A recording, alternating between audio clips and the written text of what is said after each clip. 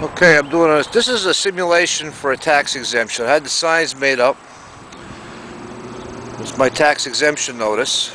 I have one on that side.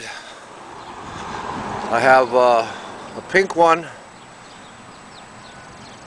on the front windshield, the title, and next to the VIN number. And on the other side, I have another tax exemption notice. Now, one thing I have to explain to you, that on the license plate, right in the center, is the Keystone logo. At one time, that was the vehicle's VIN plate. At one time, that Keystone logo had its own separate serial number. And same way as these stickers have their own serial number, this Keystone tax stamp logo had its own serial number. After 1919, this tax stamp was actually riveted to the plate, and then it was removed. Before 1919, the state could only tax the use of a vehicle, not the vehicle itself. So, but now, the key word, after 1919, is a vehicle's contraband. And it has to be registered and licensed to be on the road, and that's from curb to curb.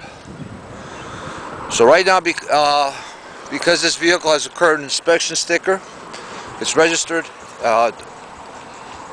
the title was issued, a current plate, tax has been paid.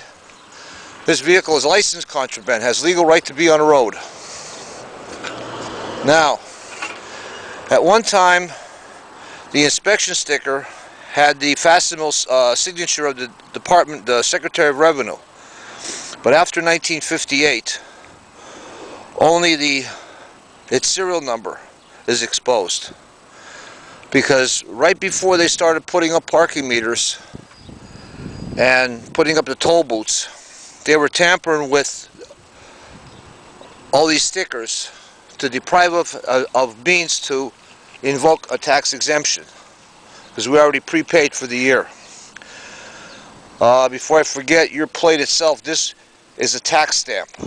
That's what a license plate is.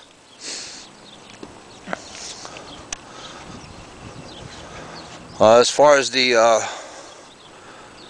notice, I said this vehicle is federal property and registered as licensed contraband and is exempt from municipal tax claims. Displayed is the state-issued tax stamp exemption certificate with the title, next to the tax exemption number, the VIN plate.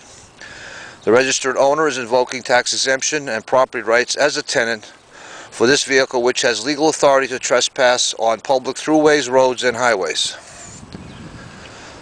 I'd say once this information goes viral, this redundancy here will not be needed any longer.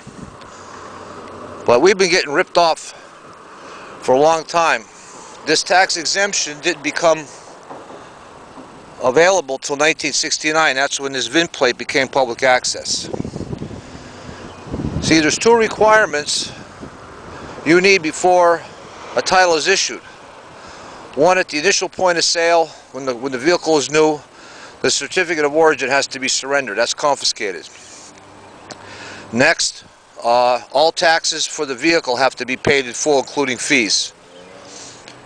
So that means your title is not only a confiscation receipt in regards to the certificate of origin, but it's a tax receipt that you paid your taxes in full for this vehicle.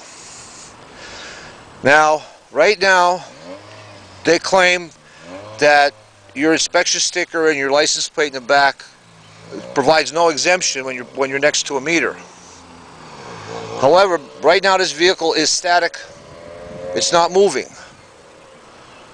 So this is where your title can come into play and provide protection when the vehicle is a static property. Your title created an easement. This vehicle has right to be on a road. And the only way you could put money in the meter, if you do not invoke your exemption, then by implied consent, you're putting money in the meter. You're entering into a contract with a city that you don't need to. Well, this is a temporary video, and I'm going to try to do a more professional one later on.